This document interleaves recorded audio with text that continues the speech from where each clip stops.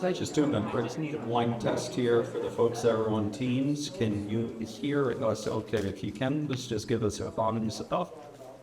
That one was. Thank you.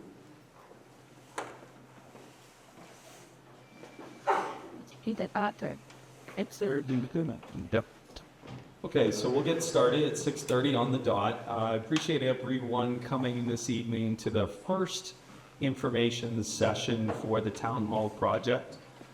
This is going to just be the first session. You're going to hear from us tonight that we're actually going to have additional public sessions. In those public sessions, the entire intent is to show you exactly what we've done task-wise up to the date and time, and then to provide that information to you as voters so that you have all the up-to-date information as we're going along, progressing through this process. First off, for those of you who don't know me, my name is Chris DeBruin. I'm a resident of Brimfield.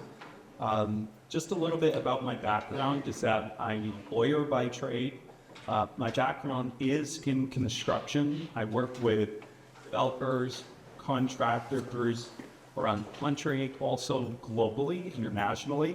And I'm involved in construction projects from the time of bid, in design, all the way to turnover, and even when they have like warranty issues at the end of the construction project. So I joined the committee this past, was it summertime? And the reason I did was because after the first survey, I had a lot of concerns that the town's citizens expressed during the survey. I figured with my background, being thoroughly involved in these types of projects, that I could help the process, but I could also deliver back to you real information, and that we could give incredible information so that when the time comes for the town to vote on this particular project, you have a lot of information that's come directly from our consultants, directly from the building committee members, and all of us. So that's why I joined. I do want to recognize the other building committee members. Not everyone can make it here tonight. If you want to just raise your hand if you're on the committee. Thank you so much. I want to stress that all the building committee members are volunteers. We each volunteered for our own reasons. I just told you my reason. And all these volunteers so far have worked tons of hours on this issue, working with the consultants that have been hired by the town. We're all residents. We all have all the same concerns that the residents do. We also have all of our own personal beliefs about certain aspects of the project, certain economic issues, all of those things. We don't always agree with each other. We have a great, healthy debate within our committee. But I will tell you what I'm mostly proud of this group is that never leave a meeting without having some common sense consensus amongst us, despite the fact that we don't always agree on the issue. So I will tell you that we exhaust our efforts to flush out these matters and try to come to that common sense recommendation. So thank you again.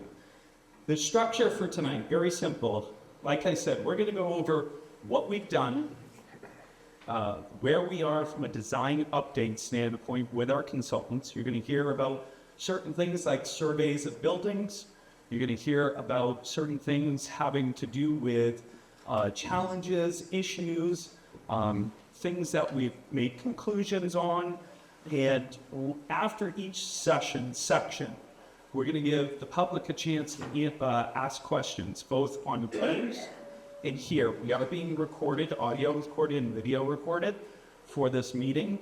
So if someone couldn't join Teams tonight, we will provide access to that recording. So at any point in time, someone can go on, refresh themselves, and take a look at the recording. So the only thing with the question and answer sessions, I have a few different rules. Number one, please ask a question that is pertinent and material to the section that we just reviewed. Number two, Please make sure that you keep your questions as short as you can. We anticipate a lot of questions. We want to give everyone an opportunity to have their question posed. You come up to the microphone because it is being recorded. And just like any other town meeting, just identify yourself, tell us where your residence is, and then ask your question. We will try to answer all questions, but we're only going to spend maybe 5 to 10 minutes after each section. However, we'll stay afterwards. Some of the building committee members are. If you have additional questions you want to ask us personally, we're happy to do so.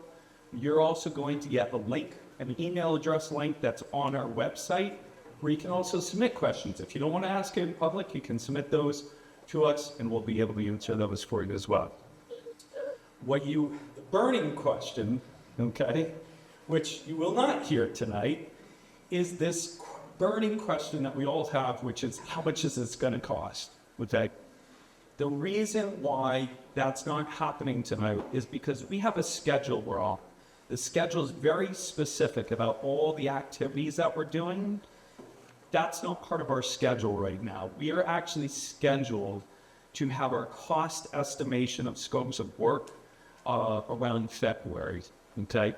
So at the next information session, that session will be largely dedicated to all those questions that everyone has, including me, about cost of the project, what the scopes of work will be, as well as we have been working with the Finance Committee actively to keep them updated. So at that meeting, they can come here also, give the voters real information as to exactly what the impact will be from a household perspective.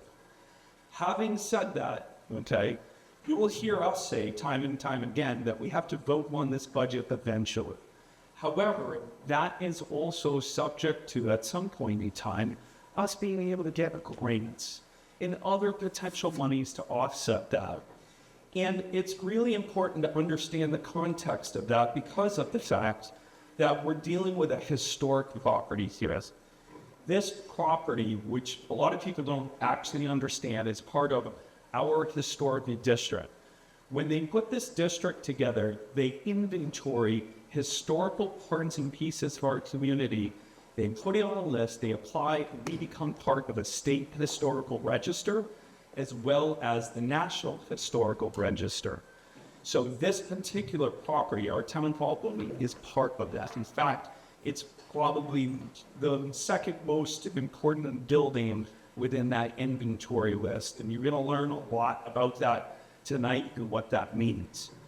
So the other thing that you're going to learn about is when you are working with a historical building like this in a historical district, we have certain obligations. And a lot of those obligations are outlined to us by the Mass Historical Commission, as well as the Secretary of Interior for the federal government.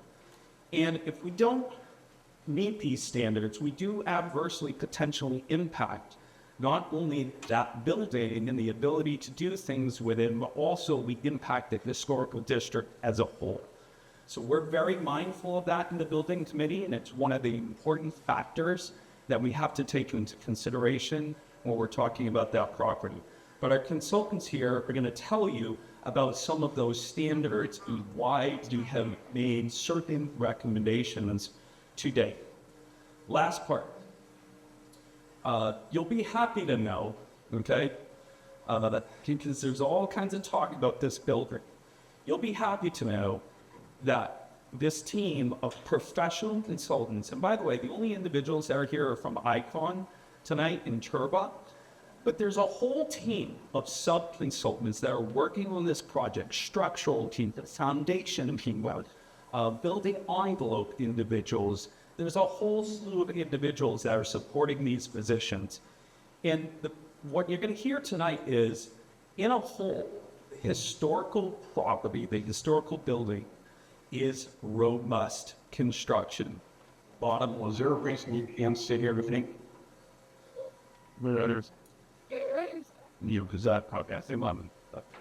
We're broadcasting live video. Oh, we're not. Oh, we're not broadcasting live video. So No, you're not. No, we're not. as always. Okay, thank you. Yeah, the presentation will be. So, sorry. So you're going to find out that our consultants have concluded that it is robust construction, with the exception of one part of this building, which, by the way, is not part of the original historic structure. And there was a 1932 addition that was placed onto the historic structure. And what you're going to find out is that's the exception. That's the one area that is not the robust construction the historical building is. So having said all this, I'm going to turn it over to Tony from Turba. He's our owner's representative project manager, and thank you. Testing. Can everybody hear me? Hear me? Awesome. It feels good to be back in Brimfield. I don't know if you remember me from our spring session. Building committee is muted now. Christ. Hold on. Test that. Got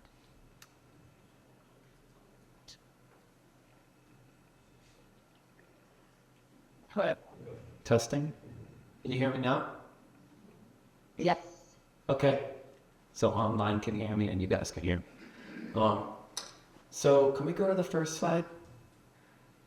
Just gonna start off by telling you what we've been up to since the town voted in the spring to fund the project going to the schematic design phase. We've been busy at work. The first thing that we did is we put out an invitation for architects to work on the project, and this is part of a state designer selection process. It's kind of laid out for us. We received 6 proposals. We narrowed those down in the committee to 2 architects. We interviewed those 2 architects and we selected Icon Architecture. Icon is working on the Sturbridge Senior Center, so that's a project that's local. And they also specialize in adaptive reuse and historic restoration of buildings. So I wanted to introduce our 2 team members from Icon, Ned Colliers and Martin McKevitz. Some of you know Mark through the work that we've done, because one of the main components of what we've been doing at the town hall, at the existing annex, is what we call programming. So programming is when we interview everyone at the town who works at the town, who's going to have a space in the new building, and we talk about their needs for what they need to do their job, obviously, what type of storage needs they have.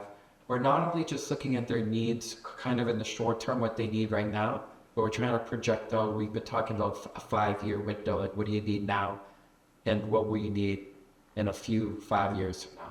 So that exercise is what we call programming. We create a spreadsheet with everybody's needs, not just spatially, but we'll also later on get into like furniture and get down to the nitty gritty. So Mark's been leading that effort. So everyone at the town hall has met him a few times. And so we did a first draft, Mark revisited, we continued to work with the town departments until we had it all nailed down. And you're gonna see some plans tonight which represent that work. The other thing that we've been working on, like Chris mentioned, was we've been doing an exhaustive existing condition survey of the actual building. That means that we have consultants, like Chris said, that are on the Icons team, which include mechanical, electrical, plumbing, site civil, structural, building envelope, and then their expertise as architects working in on historic buildings. So we compiled all of that existing conditions data, and so that's when we learned about the addition. We're going to hear a little bit about that tonight, not just about the adaptive use of the town hall, but how we want to try and handle that sort of subservient construction addition that was added in 1932. So you hear about that. So these are the 3 things that we were working on, that building, programming. We did do some very early cost modeling because we promised you as a town that we would try to do this adaptive reuse in a range of 8 to 9.5 million, and we're still working within that range. So we're not outside of what we talked about initially for this project. From our building analysis and the programming, we had to come up with various test fits, because you'll see this has to be a very efficient design to get it to fit in the existing building. So we've done numerous test fits, and we've landed on one that's been endorsed by the building committee. We've been to the historic commission. They've also endorsed it, and we've provided some updates to the select board along the whole way. So having said that, what we're going to do now is go over this preferred option. And to do that, I'm going to hand it over to Mark. And like Chris mentioned, there are like 4 or 5 sections. So that's when we're going to stop and just take your questions from that section, then try to move on. So we don't have a whole range of questions all over the map with that. Any questions so far? Okay. One thing, I just want to make sure Candace can see what I'm. Okay. So, does I see the PowerPoint slides I got? Is everyone on team seeing the PowerPoint slide that has the 4 squares? 3 of them are kind of green with some orange arrows. Yes, I see it. Okay. Yes. And can everybody on Teams hear me? This is Mark McKevitz with Icon Architecture. Get in. I will turn. I'll stand directly in front of the speaker. Can the folks on Teams hear me? Yes. All right. Great. So, This is what. Very good. So, yeah, the pet T. Good. Yes, there we go. so this is the items we're going to be talking about tonight. The whole process is actually what Tony covered. So we're not going to go back over that. We have the architectural space programming, the existing conditions, the actual conditions of the structure. We're going to talk about the historic considerations that Chris touched on and actually covered a lot of what I'm going to cover. And then we're going to talk about the design approach that we've taken along with the preferred option that was selected. And then at the end, Tony's going to come back and talk about next steps. So with that, so next slide. So our architectural space programming is indeed, first we have a 3-step process within our office. We meet with everybody that is going to be an end user or stakeholder with the building. And we explain to them how we're going to do this. Then we meet with everybody individually. And as we meet with them, we learn unique things about how they do their job, how their job may evolve in the future, and the space needs that they need for their department to meet their mission. And that's very important. The other thing that we always look for is what is unique to Brimfield? What is unique to this town? What is unique to Brimfield? We create tables. We look at what departments want to be near one another. We look at equipment needs, if that's part of the program. We look at public meeting spaces, etc. And then we as Tony pointed out, we go back and we meet with everybody again. See, we say, did we get this right? What do we need to massage to make this work for you? And then we reach approval. And so one thing we have been doing with this as part of our test fits is we've been massaging the program. So it's not 100% final, but we're probably 98% of the way there.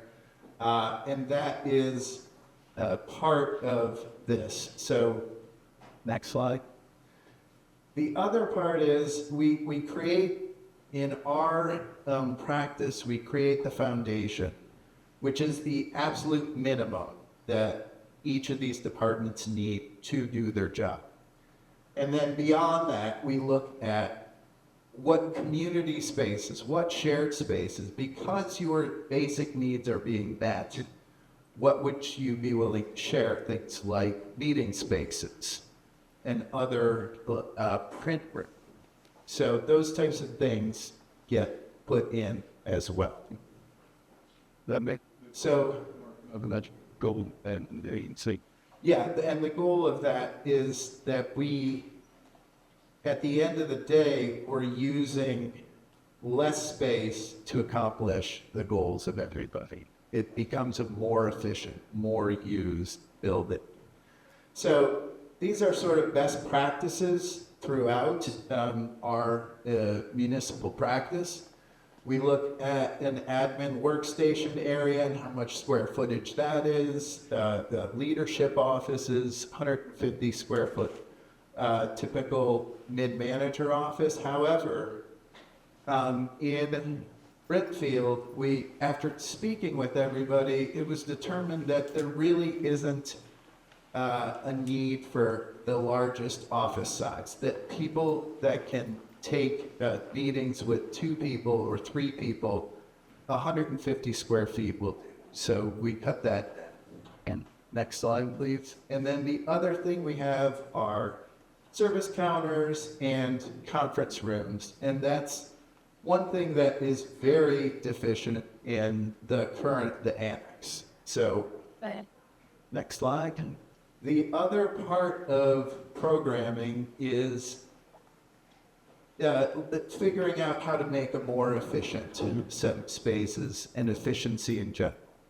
And when we talk about efficiency, we are looking at the spaces that we need to function, program spaces, but we also have to subtract out the square footage for circulation, for structure, for ductwork, for all that other stuff. So our proposed program of about 7,700 square feet is, and that's net square feet, not gross square feet. That is when we go and we multiply to include all the other stuff, is 77% efficient, but it lives in a vacuum. The existing town hall is a less efficient building, mostly because the basement is so cut up and so squirrely, for lack of a better word, that it is hard to use anything down. So the outcomes that, again, are unique to Brimfield are the shortage of staff meeting. There isn't a conference room in the existing building. That this town has 10 committees from 2 to 8 people, and they do a lot of work for the town, but they have no space to meet. That we will need and are incorporating an elevator and stair so that we can use what we have. We're going to reuse half of the Great Hall so that we have that great double height space, those great huge windows, and we're not interfering with them. And then clean out the basement and, as we noted previously, reduce the size of the leadership offices. So are there any questions on architectural space program? If you could just step up to the mic right there, that'd be great. Anyone who wants to do a question, if you could come up to the microphone, just identify yourself, tell us where you reside. Emer Clark, 73 Little Owl. My question is, or a concern of mine over the years, I've seen how the space tends to contract because users of the space tend to acquire stuff. I call it clutter. Some people I call it breakers. As if it's everything else.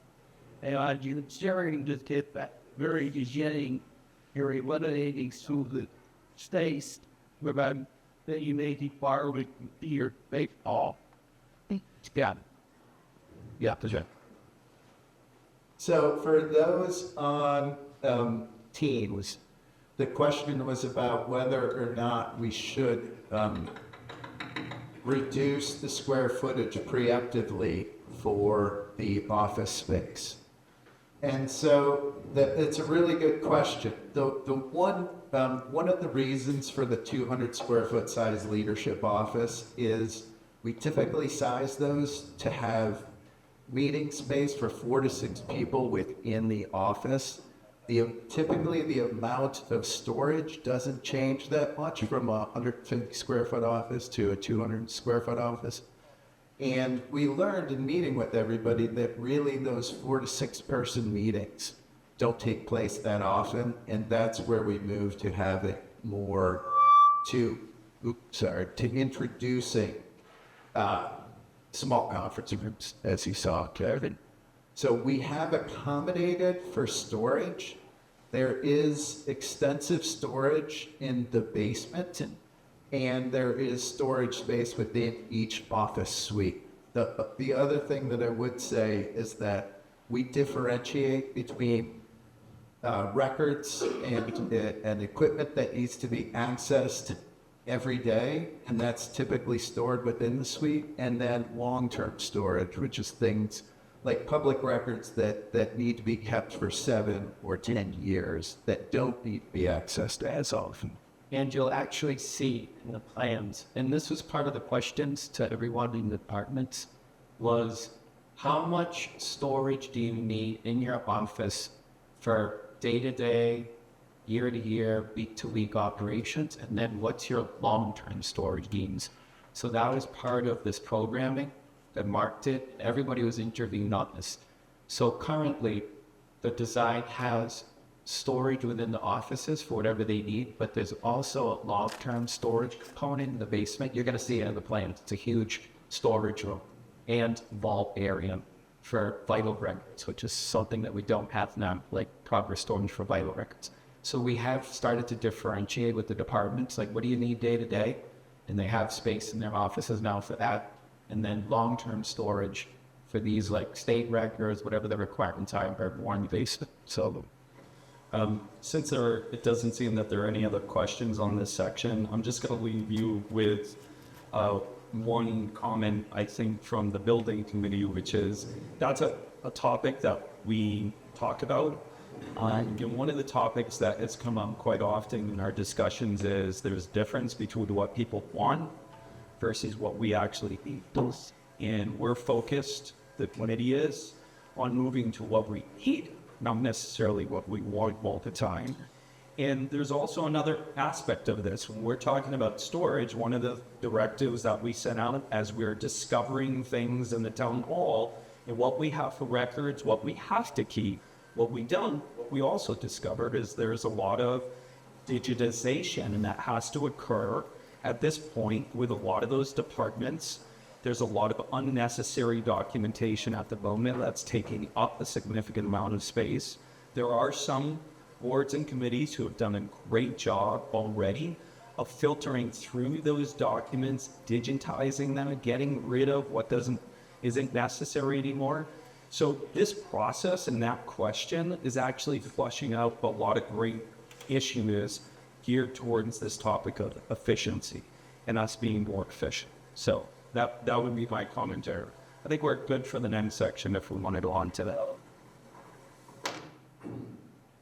So this is the town hall existing conditions, and what we have found as we have had our engineers out here and as well as our envelope specialists in the office. Slide, please. So for the bell tower, which is such a great feature, there are some water issues, and in general, I would say the vast majority, and they're not big, the vast majority of the issues are water-based. It's taking the decorative trim that has deteriorated due to water damage, cleaning that up, and installing new as needed, repainting. That's the big part of this. The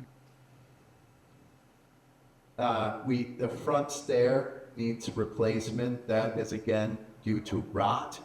The hand and guardrails are not to code, and that is something that while the rise and run of the stair works, the guardrail is too short, so we'll need to put in something new there. And the existing door, we want to refurbish and put in new code compliant door hardware. So this is the view from a 1907 postcard on the right side. Sorry, left side, not my right.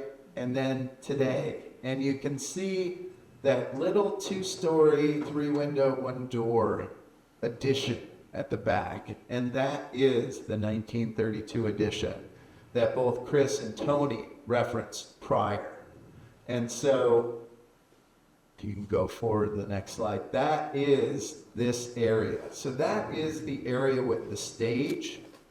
And you can see, for those at home, on screen, I apologize, but here you can see the roof addition over the stage was simply added on to the existing building.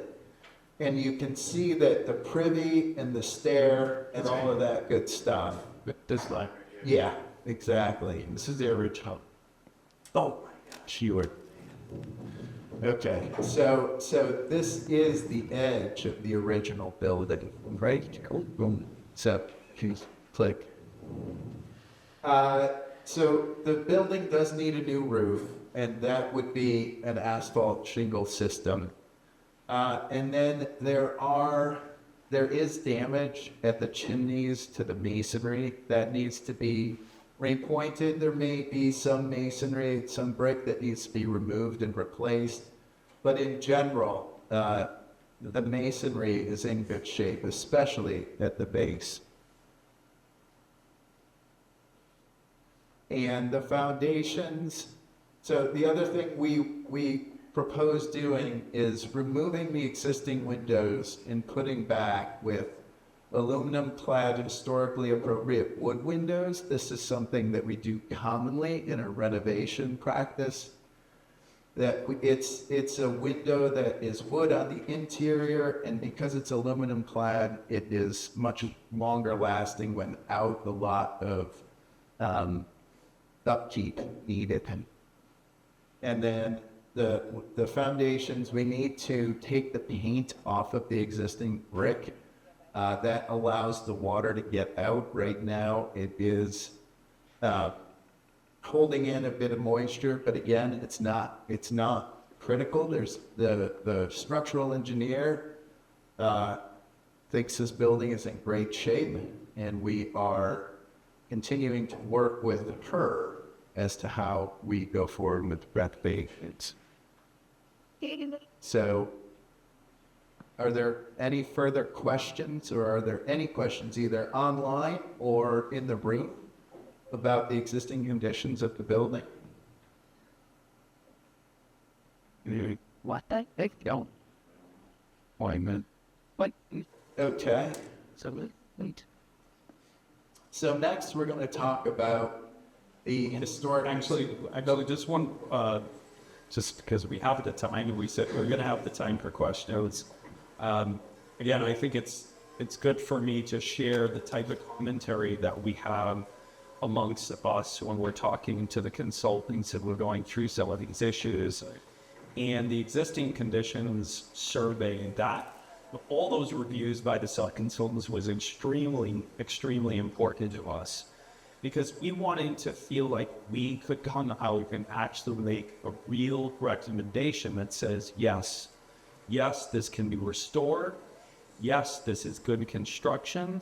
Yes, it's robust. All of these things. We told our consultants, though, that's what we needed to know that for certain, because you're going to hear a common phrase from me throughout these different information sessions, and the common phrase is, it's never good to take good money and throw it after bad. It's never good to take good money to put it towards bad construction to make it better. So we were very conscientious of that, and that historic building, that structure, that 1907 structure on the postcard, which was actually built in 1878, you'll learn a lot more about why it's historic at some point in time, the significance of it, and that building is, like they say, they don't build them like that anymore. And it is a great, robust building. That's where all these professional consultants have concluded. So I just wanted to offer that because this was a very important priority to us to make sure that, yes, this was worth a in the long. So, yeah. So this building is in the Brimfield Town Center Historic District. It was proposed and issued to the National Register of the Mass Historic Commission in 1996, and it was approved in 2006. This building is a contributing building, and as Chris pointed out, probably one of the two most important buildings. One of the reasons this building is really important is because it is a stick-style municipal institutional building. And the stick style was typically used for residential construction. And that is a rarity. The other thing is Eugene Clarence Gardner, the image on the left here, he is a prolific Central Mass architect, and he primarily worked in brick. But this building is, again, built out of wood and built in wood. And that is very unique. And in reality, those two features alone would make this building, if you could simply, outside of the historic district, it could be its own historic property. It is of great artistic merit, and it is of and by an important local architect. This building is unique to Brimfield. This is a fantastic existing historic resource. It's actually why we went after the job, is because we love this building so much. And it's just such a unique property. So that's a really important background for this building. And we're going to talk about now how we need to treat this building with the utmost respect. And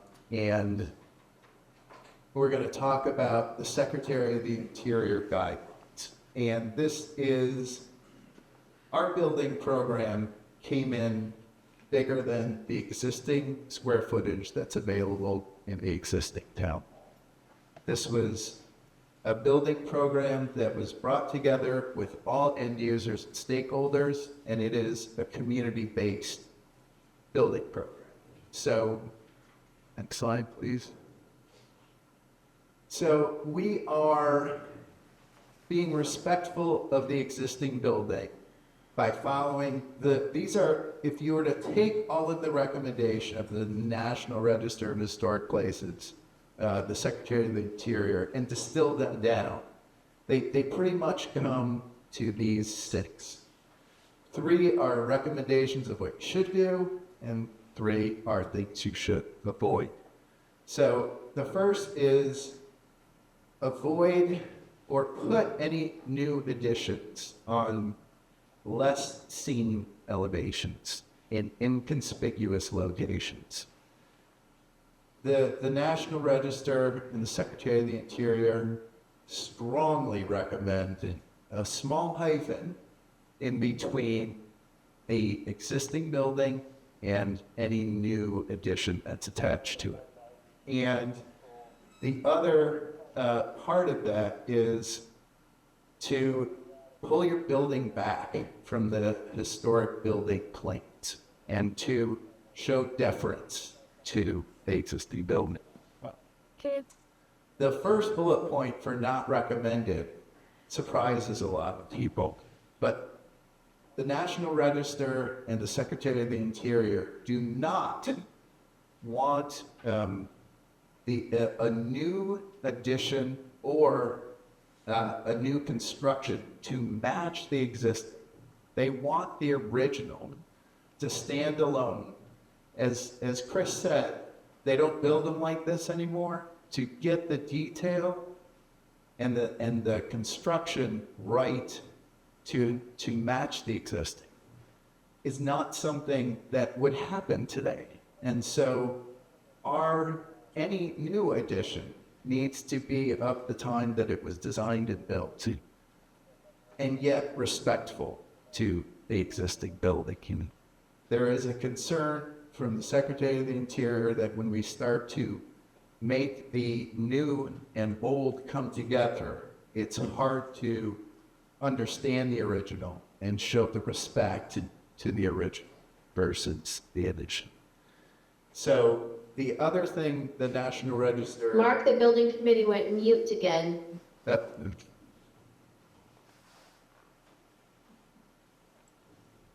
you hear me now?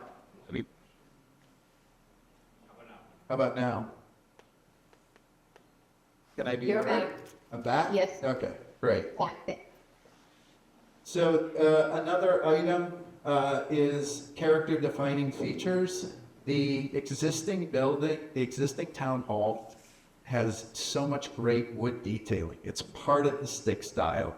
The detailing up the bell tower alone, it just goes from horizontal to vertical to these little wood medallions with holes drilled in.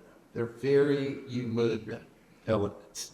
So those are most definitely character defining features. And the National Register wants to avoid tampering with those and to avoid eliminating them and removing them. So that's the other thing. The last is that the addition should not overpower and should not be too diminutive compared to the existing building. And so that's where we are. We are following the recommendations and we are avoiding the things not recommended. So I'm going to talk about a couple of award-winning projects that show this in action. This is the West Branch Library in the town of Somerville. Again, this building, they put the addition in a very inconspicuous location. And they put it off of the side near what used to be a loading area. You can see that they kept the cornice and the dentils, and they left this this impressive amount of woodwork and fenestration alone, and they tucked the building below, and they went into the side there. Get over Georgia. That way they avoided eliminating, damaging, and removing the character-defining features of this. And then another part is the addition should clearly be differentiated from the existing building. And you can see that here as well, that the original building with that great art reading room it's very clear which is current, which was built more recently, and which is from the late 1800s. Thanks, please. Next, this is the Woburn Public Library in Woburn. This shows both the hyphen that the National Register looks for, but it also shows, while this edition is quite large, they've tucked one floor below grade. So it's smaller than this is an H.H. Richardson building. There are architect peaks in the place here. So that's a great, fantastic building. And they are set back from the wall plane. So we've been saying hyphen, but that's kind of a fancy word of saying a connector. Right. That little connector is what we're talking about. So Right. we're not engaging the whole main building with the addition, but there's a small connector, and then the addition. That's one. Secretary of Interior likes that because if you ever want to remove the addition, it's easier to remove it later and not affect the historic building. And then I think there's one more. So they do reference the original building in that they provide this rusticated stone base throughout that wraps around, and that makes reference to the H.H. Richardson front building. And their open voids match these, the fenestration. And then the last image that we have is talking about how to not remove the character defining features. These openings were originally windows, and they simply removed the stone at the base and provided a new surround. And you have this great connection between the old and the new. And so the other thing that they did is where they connected the roof, they again went direct, just right above where the gutter was, and they tucked it right over so that they kept that great cornice and stonework that exists. So this is showing how the Secretary of the Interior standards come into real life buildings and in a good way. These are good examples. The scale of this is much larger than the Brimfield project, but the West Somerville Library is much closer to the scale that we're looking at. So are there questions about historic considerations? Anything online from teams? Anything in the room? Okay. I'd be remiss if I didn't say something. We'd have the time. So one of the concepts behind the historic considerations, we're talking a lot about this building. It's a great building. It's robust. It's worthwhile. It's a town asset. And we learned quite a bit about the Secretary of Interior, standards that, frankly, we weren't aware that there were so many different standards. The consultants brought in some conservation experts to talk about this with their team to really get an understanding of what would make the most sense. And we're going to talk about this 1932 edition again and why we're getting to these concepts of edition. But I will tell you one of the other things that has come up, because again, we have all the same concerns that everyone else has, which is, well, do we have to do this? Can we do this aspect of it? Can we do that aspect? It doesn't matter what scope of work you're looking at with this building, this asset that we own as a town. If we were to place windows, for example, they have to meet those standards. If we were to do something with this building, they have to meet those standards. If they don't meet those standards, then we risk the historic district. That's the problem. So what we're trying to be is very conscientious about what makes economic sense for the town, but also we have to consider these historic guidelines by the Secretary of the Interior. Anything that we ever do to this building, we would have to submit to a Massachusetts Historical Commission for them to take a look at. They would have to approve it. So these are all the things that I think folks need to hear and understand, because these standards are something that we can't just go necessarily and say, we're going to get someone to give us a quote for X, Y, and Z scope. And they're just going to go in there and do it on the cheap. Can't do that, because on that's not going to meet the standard. Okay, so I just want to be clear about that. If there are ever any questions that anyone in the public has about that and what that process is, don't want to ask them here, but we do have someone up at the mic. You can always ask us again on email that we're going to give you. And if we don't know the answer to it, we've got these great consultants that we're paying for the town. We'll go to them and we'll ask them the question. We'll get the answer back to you. So please don't hesitate. But go ahead, sir. This Ag Dogger is T-Ville restroom. Do the historical aspects of it carry to the inside, or is it just the exterior? There's going to be a lot of changes to the inside with it, though it's the state if fell over fire. That's typically the interiors have less scrutiny given to them. It's a really good question. It's one we get a lot of the time.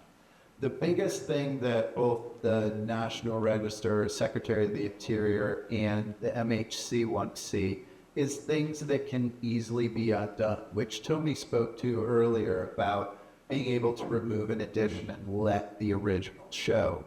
And so they frown upon things that are so incredibly permanent that you couldn't undo it. And there is a little more leeway in that. So They do understand that, like, we have current needs and technology. Obviously, we need, so they understand it has to be a building that works, that people can go in and it's climate controlled, it's not freezing and properly insulated. So that doesn't mean we're scrapping the whole inside. You'll see we've actually retained a piece of the grade wall. We're doing as much as we can on an economical side to keep some of the nature of the existing building on the inside. You can see that some of the. Can I just make a comment too about that question? Because when we've been talking about mechanicals, we've been talking about the modernization, getting it up to code with all those things. Of course, we're going to have to make a ton of changes inside. However, again, balancing all these issues, cost, historic. One of the first things that we asked our consultants to take a look at is we wanted them to go in there and look at millwork inside, flooring, that kind of stuff. And there's a lot of things inside that are just great condition that we will be able to keep in the interior. So that flooring in that great room still has the square nails in it. I mean, it's very historic. So again, a lot of these things that we're talking about, it also translates into not just historic preservation, but construction of savings. So, yeah, actually, that's a great point. The existing floors in the Great Hall are fantastic, and we would most definitely reuse them. The one thing Ned hopped up here to tell me that I had been a touch negligent on is that there are different levels of interior work that the National Register has guidelines for and has standards for. The most rigid and restrictive is restoration. And that is where you are peeling back paint and to see what the original color is. And you are looking to see if there was originally wallpaper there. And you also, if you get to that point, you're looking at picking a year at which to building. Typically for a building like this, it's the year it was built, but for some historic residences, it might be the years that the person was president, and there is a time frame it's called the significance of importance, and then you are looking to restore it back to that era of importance. So we are looking at the renovation standards, which are not that high, but is more, again, rigid on the exterior, less so here. So any other questions? That I did want to say one other thing about this, and that is, if this project goes forward, part of the project will be issuing a project notification form to the Mass Historic Commission. They will have a chance to review what we are planning to do. And this is where what Tony started to speak to, which is, if something were to be of such, so out of scale or out of character, or out of their standards, they may come back and say, look, you're putting this whole district, you're putting this building in danger of losing, if not because they're not retaining its contributing status. So that's part of this project as well. Any other questions? Anything online? Howard got what? Again. All right, so our design approach. This is the building on Main Street that we are talking about. When we look at this, we look at two things first. Where's the sun? Where's the wind? And so the sun runs across the back of the building. throughout the year, and then the wind in the winter comes from the northwest, and in the summer comes from the southwest. So typically, the one I would say, the only thing Eugene Clarence Gardner really kind of missed here is that he put the entrance on the north side, which is tough. We try to avoid that as architects. But that said, it is facing the town of Brimfield, and we get why he did that. So the next thing that we look at is where can we add on to this building that is in an inconspicuous location? And so that is that thicker red rectangle. And that really is the area that is the least, first of all, that's the area of the 1932 edition. And secondly, it's the area that has the least impact from Main Street. So we're going to talk about, these are the existing drawings. This is the existing floor plans for Town Hall as it stands right now. And I'm going to go through and talk about how we're looking at this building as we approach the design. So the first thing is,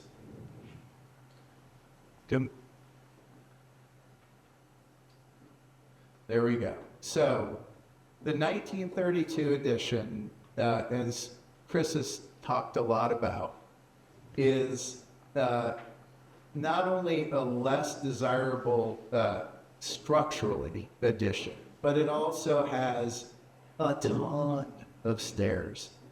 And the stage is elevated. And the challenge of all of this is that as designers, we have a requirement to meet ADA standards. So that right there, by keeping all of that, there are, let's see, five stairs for that stage, plus the elevated stage. The foundation beneath the existing floor is simply dirt. And it is, to save that would be very expensive. Not only is the construction not great, but we would have to do sort of surgical demolition to get to having a usable first floor. The other challenge of that is that as the building goes up, that roof comes in and makes everything much more narrow in lower head height. So by the time you get to a second floor, you actually can't use much of that space if we were to, which is what we're proposing to do, install a second floor. So for those reasons, it really makes a lot of sense to remove the 1932 edition. The one thing about the 1932 edition is it was built for very specific reasons. So they built that to obviously incorporate a stage. They also included a really interesting little privy on the back, so there was an indoor bath. And then, like Martin said, all the stairs awaiting egress to the back. So they did it for very specific reasons, just like we need in 2025. We need different programming in that. So that's the concept, to just remove that. It's not well built. It's going to be really expensive to turn that into not very much usable square feet. So that's where the concept came of just removing it. It's cheaper to remove it, just build something new. One cool thing about building something new is it also sets us up for any future expansion. The town grows, if the town wants to do a senior center in the back, anything that you want to do in the future is built off a new addition that's modernly built. Okay, you could. So the other thing that you'll note here is that the existing basement has ramps throughout it. It has a series of upwardly shaped rooms that has very little daylight. It is very clustered, and that needs to just get cleaned out. I think that's really done. one thing that we look at when we work with existing buildings is taking what's good about what exists and reinforcing it and amplifying it. And so with this, there is a strong north-south connection on the building, and we want to retain that because it's already there. The Great Hall is designed in concert with that corridor, so we don't want to move that. Again, keeping the Great Hall, keeping half of that great double height space, and that would front Main Street. And then I think the last one is inserting a second floor into half of the Great Hall. So the Great Hall, for those, it's about 2,200 square feet. So we're looking at retaining 1,100 square feet of that. And as you'll see when we get to the proposed plans, it still is a very significant space for the town and with it built. So these are our proposed plans. And you can see this gray dashed line, and that is showing the existing 1878 construction and then our proposed addition. You'll note on all of these plans, we retain the north-south connection that we talked about, and we are providing this window here. As Tony pointed out, we're thinking about 20 or 30 years down the road, if the town wants to make an addition, there is an area that makes a lot of sense. We also, on this, we are proposing 2 main entry points. One at the south parking that would be primarily for staff, and then the other at the first floor that would be primarily for the public. So for the staff, you would come in to a vestibule here. We would have the veterans and shared office so the veterans don't have to travel far. We have a small break room, a mail and print room, and then we have our IT suite of spaces. Part of our programming was learning what the town needs, and one of the things that we're looking to do here that already exists in the town hall is it serves as the central IT for the town, and so we are providing space for that to continue to exist.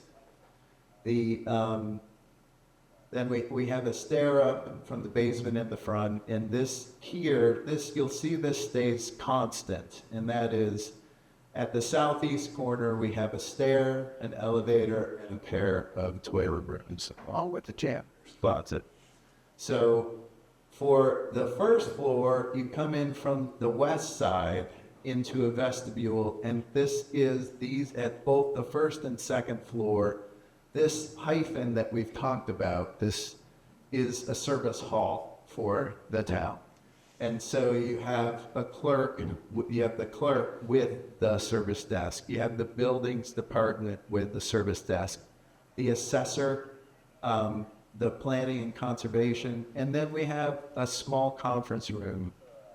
We have a small cable access TV control room. This is something that we commonly put in our municipal practice so that they can broadcast on cable access anything that's happening in the Great Hall.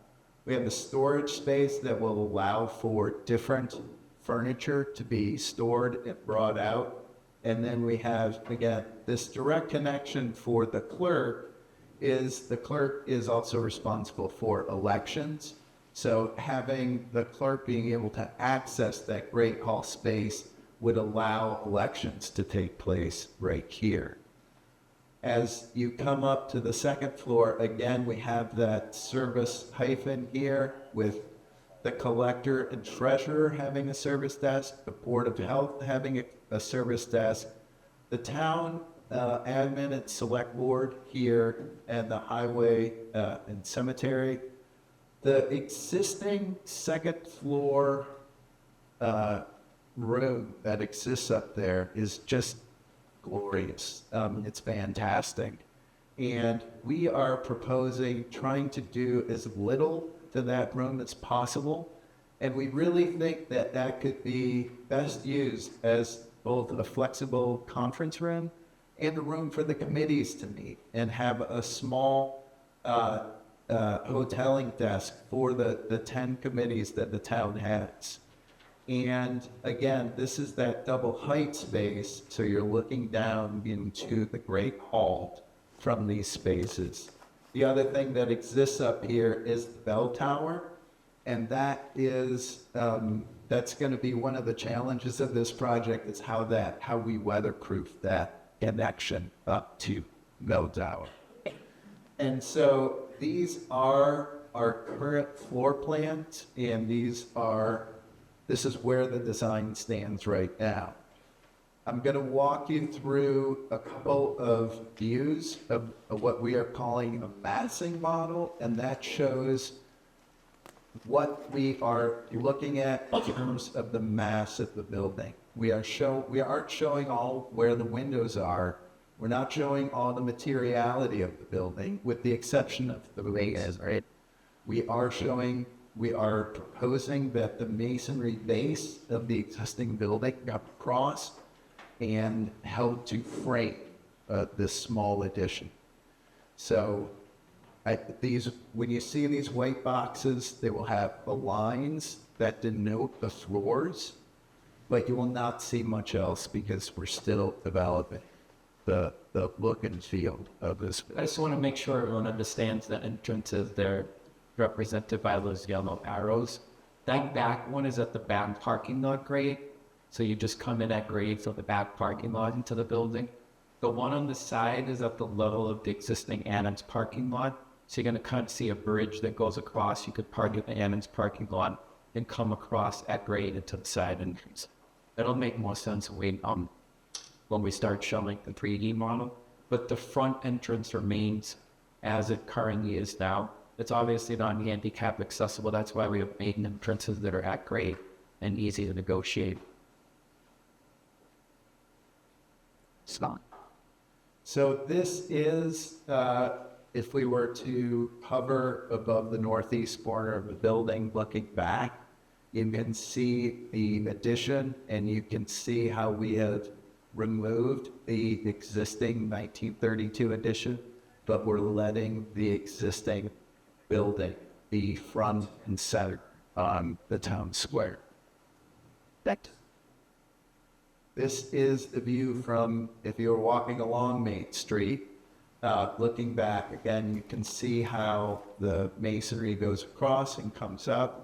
Again, I want to reiterate, we are not showing windows yet. We are still working on the facades of how this building will look. And at the back, you can see that this base floor, right now, you can enter where the existing or where the former police station was, and you enter in and you almost hit your head on that door, and then you go down like 3 or 4 stairs and you're still in a really cramped space.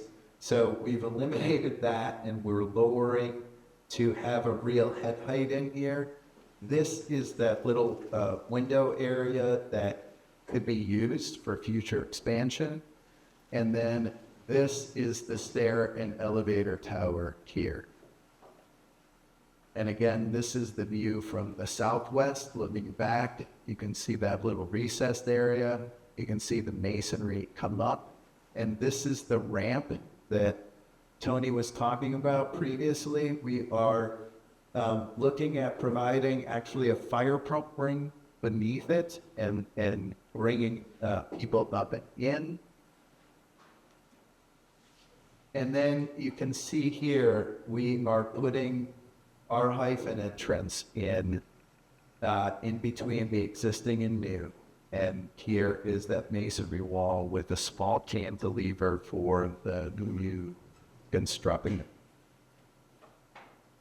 And then last, this is from the northwest. So if you're standing across from the existing annex parking lot and looking back, this is what you would see. We have matched that edge of the eave with the top of the masonry, and that little bit above will be detailed a touch different.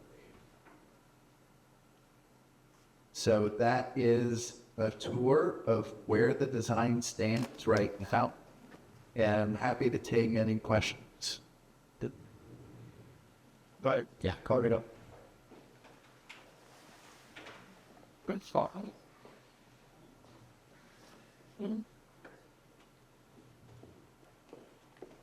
You have a motion 18 Park 73 little L. Could you go back to the floor plans that you laid out? Option? And mine, we, There, thank you. I was noticing, I like what your comments were relative to everything's being entering the vestibule area there. But that's also a space that could be used for something else, things you want to incorporate it somehow into the stair. Yeah, we goes. To move this over. Oh, sorry. Where you're labeled best. Yes, that's the vestibule. Like the best to go more over to the left. Then that's because that's also public space. Right. Then to give you the best space, square foot there could be used for that purpose. And then I assume that we can't your elevator we can't over instead of being in the storage area or something. Yeah, we're looking at that. See. Yep. And the I have one other item, and I can't remember what all it is. If push teams to show relative to the tightness of space overall relative to balancing to your program, the way you've got it laid out, if you wound up pushing it back to the south, then it is about 2 or 3 feet.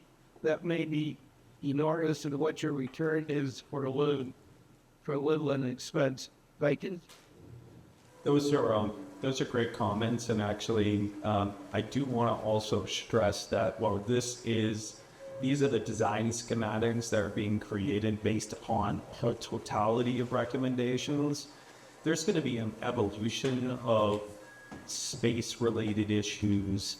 There may be an evolution of who goes where, the reasons why. We have to at least have the concept of being able to fit everything in. So there's certainly going to still be an evolution of some of those discussions of exactly what you're playing never grown. yeah, exactly. Thank you. We have a position on the building duties. We'd like to volunteers. So go ahead. Jolene Flair, 93 Admiral Road. So I got 2 very, hopefully simple questions for you guys. The first one being kind of like British Shaman, some vestibule coming in without being at grade level. Is that, I believe you guys made the comment, correct me if I'm wrong, but that back parking lot would be mostly for staff. Yeah. My concern is, as a disabled veteran, with the veteran's office being right there, are you going to be able to get enough parking in that parking lot with the size for employees and your disabled parking for us veterans to access that office? Yes. Yes. And then my second question is with the great room getting cut in half, from where I'm picturing in my head given the drawings, is it's going to be kind of right in the middle of that room where that second half is going to go towards office space. Is that Yeah, that's correct. Thank you. Yep. I'm Joe Moore. I work on to help. Earlier you said there was around 17,000 plus or minus net square feet. Yeah. What did that gross up to? Right now we are around 9,800 square feet. Yeah, close to 10. And what's the portion in the new construction versus state existing building? We need to do that math. That the existing building definitely on the first 2 levels is significantly greater. I can say that the addition is right around 3,700 to 4,000 square feet right now. I apologize for not memorizing. But that was those gross stuff. Yeah, So yeah. even Mark, like me, 4,000 below square feet. Yeah.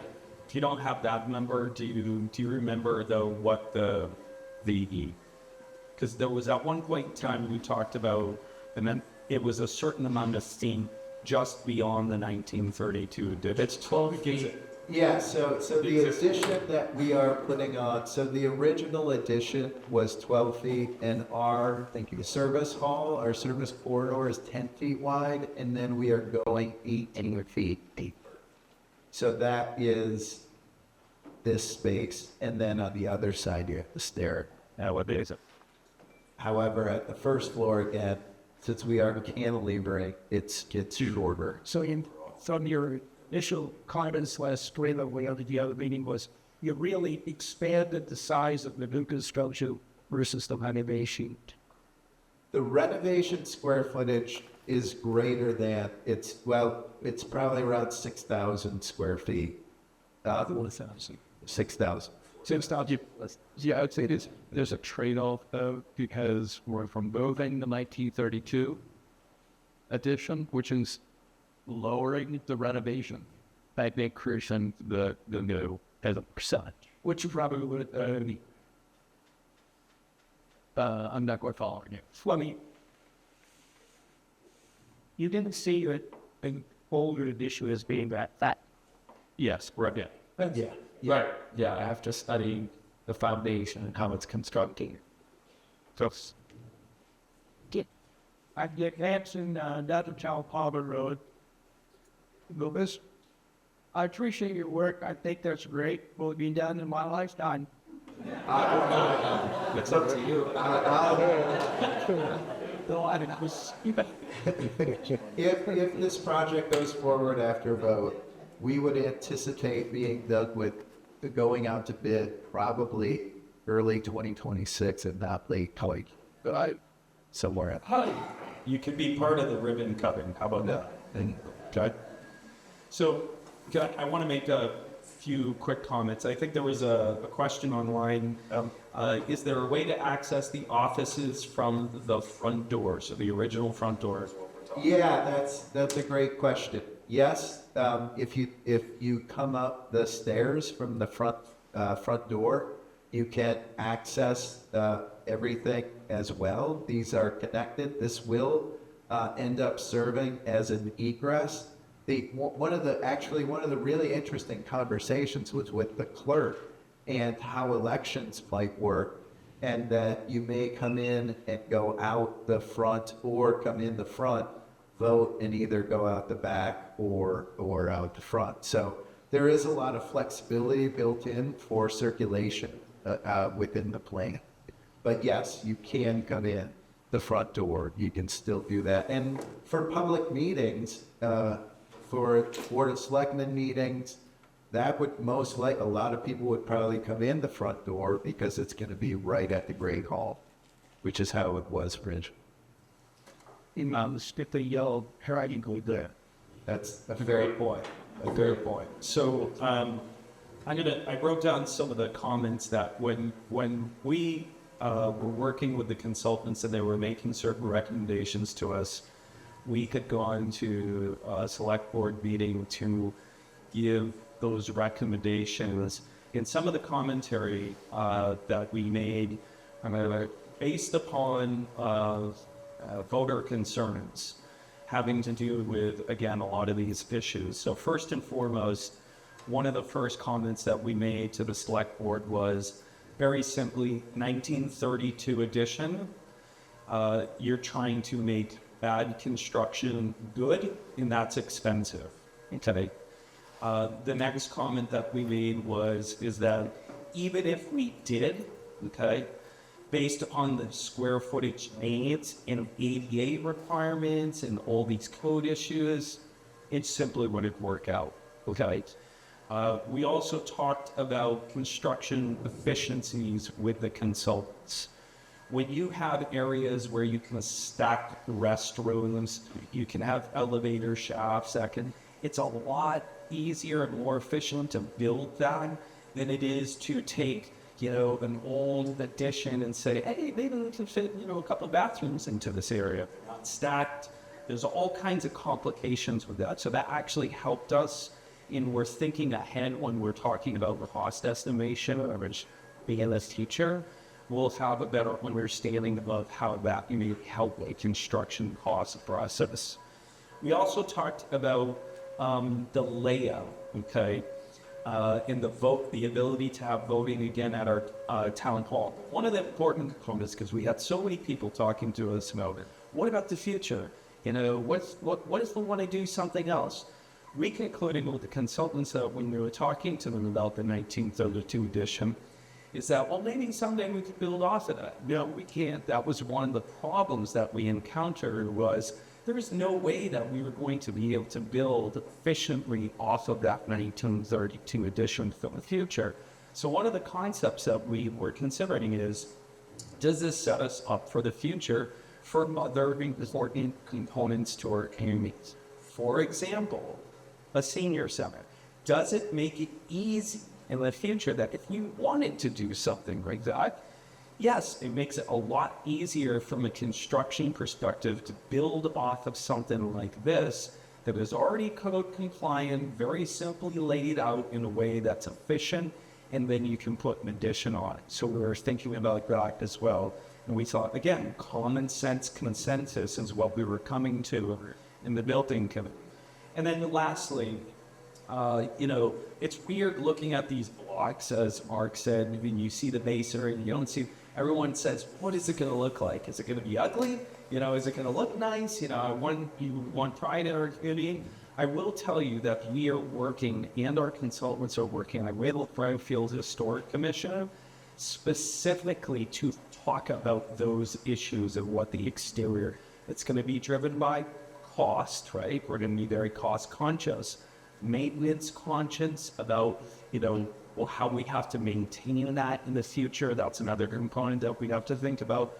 But the Historic Commission is talking to us about this. I don't know if people know this, but, Cumberland Farms in the middle of our town, if you've ever gone around New England and looked at a Cumberland Farms, there's not one Cumberland Farms in the entire New England states that looks like this. We're at one. The reason why was because of the Historical Commission members. They worked at that time with the Cumberland Farms to make sure that the historic nature of our community in that historic district was unaffected. In fact, the late Larry Lowenthal was an individual who basically convinced Cumberland Farms to make it look like that. We want to do the same thing with the Historical Commission when we're dealing with this building.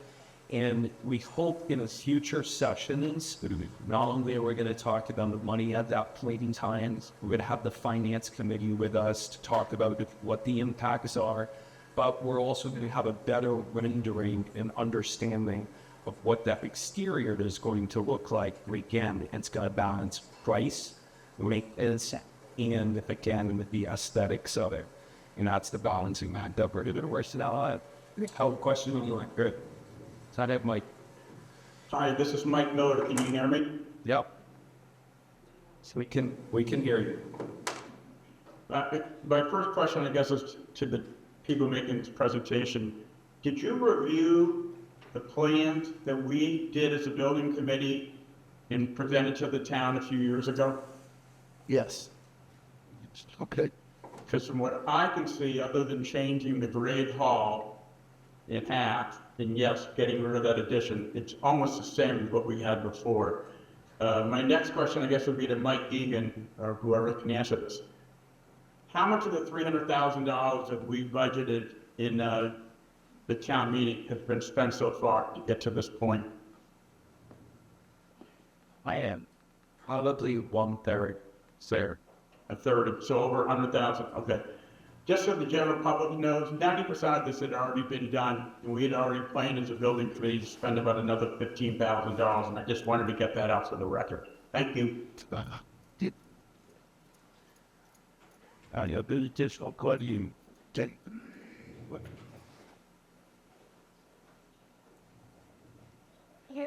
Again, Kevin Clark on 7 Little Avenue. I'm looking at the back because within the beat of the south wall, and on the first floor level and the second floor level, and they're not lined up over the basement level. Right. That's intentional.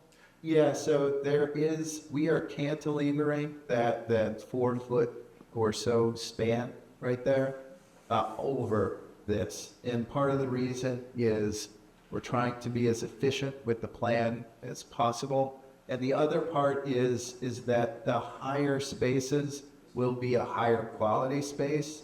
So the first and second floor will have better floor-to-floor heights, floor-to-ceiling heights. And we thought it wise to put more up there. And the other thing this does is it provides a built-in solar shade for these spaces down here as well. That's facing some. As in south face. Oh, like, I understand that, but I think you may want to, they want to, I want them all, the We are studying that right now. shit. Other questions? Shame. Yeah, that, then you, it's my say. I wanted to tell everyone too that we're actually maintaining this front stair just almost exactly how it is right now. Surprisingly, it's really well built, just like the rest of the building, but it meets all the current codes except for the railing height has to come up just a little bit. So you'll be able to, from the front of the building, come in the old school entrance and go upstairs to a upper offices. So you can get to each of the floors from 3 different locations. So,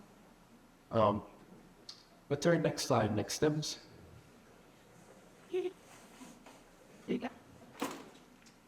I can this. So, yep. Yeah, this is good. So what are we gonna do now? We're gonna continue to get your feedback. We're gonna show that project email. So if you have questions, comments, good ones like that, send them to the email. The team at this point, all of the drawings that you see here, these are not to build the building. These are for us to issue the cost estimators to capture all the scope and everything that we want to do for our estimate. So while these things might continue to get massaged, changing small things, not anything that's going to greatly affect the cost of the building. So our timeline from now until the end of the year is to wrap up our facade studies and work with the Historic Commission and anyone who's interested in the town on finalizing probably 2 options for facade options. One that's a little less expensive and one that's a little nicer. That way we have an option on cost. We could pursue one, the other, or a hybrid. So there's a little bit of design work to do on the facades. Like I said, we'll work with the Historic Commission. We'll try to finalize those facades for the cost estimators. And then this whole package with all the narratives from all our engineers, schematics, describing all the systems of the new building. Go to the cost estimators. We have 2 cost estimators. Icon has one. Our company has one. They work independently from the drawings, from these finished schematic drawings. They come up with a cost independently. Then we share those, sit down at the table, and reconcile those costs. We don't just have one cost estimator working on it. We have 2. That way we go line by line through everything, make sure no one missed anything. We come up with a cost. Then we'll be back in front of you probably, I would say, February, March, to talk about the final design, the final cost. Like Chris said, we'll have the finance committee to also share with you what the exact burden will be to the taxpayer. And then we'll probably have one more session leading up to the special town meeting in the spring. And then you'll go to a ballot vote to decide if you want to do the project. So that's kind of our timeline. We have about 3 or 4 more months of work. You'll probably see us again for 2 more info sessions. One directly related to cost and then wrapping up the design. So are there any questions about where we're going, where we've been? Want me to go back over?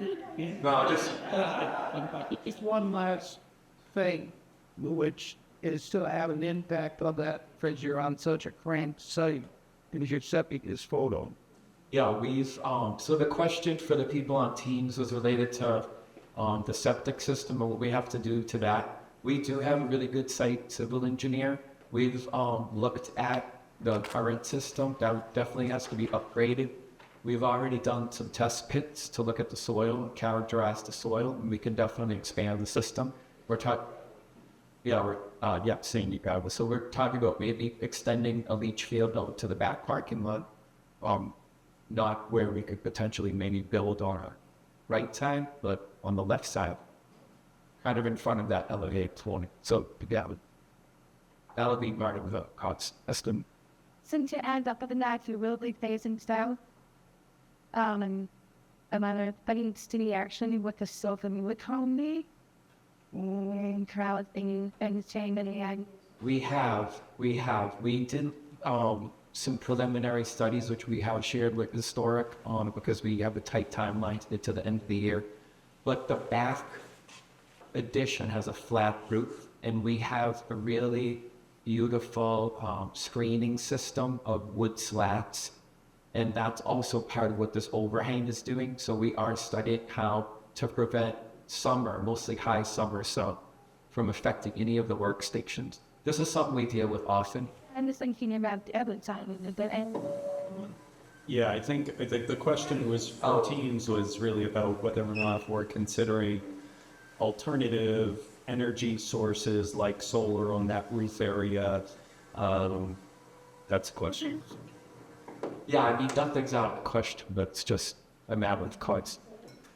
Well, I think that we talk about a lot of things that we'd like to have. Again, I go back to this. There's so much that we do. you know, Yeah. just work. I should do so. I think it's a great suggestion. Yeah. The why would it be Yes. So for a future, part of what we'll do is, I like what you're saying. I think that, when we get our cost estimation in, we may find that we're in a position to do some other things within the realm of the range, right? Which again, we're trying to keep within a certain range. But, the idea that in the future that we could do something like that, I'm glad you brought it up because it's something that we can talk to the consultants about. So I will say that I don't. That is a bit okay. Cursive mode. So one of the things for the current energy code that the new edition will have to be able to support solar. That's hard to know. The biggest issue is that the area that is available for solar panels is so tiny that it won't produce a ton of energy for the town or even for the building. And so that's one of the struggles with that. That said, that the solar panels could be added and can't be tuned to what they need to be on that salvage addition. Not even that.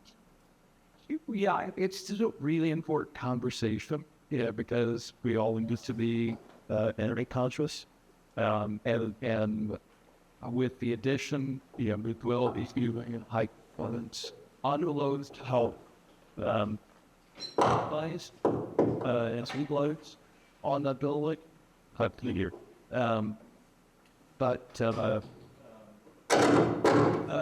what Martin is saying is you offset the difference between the efficiencies that we can find in the building and the source.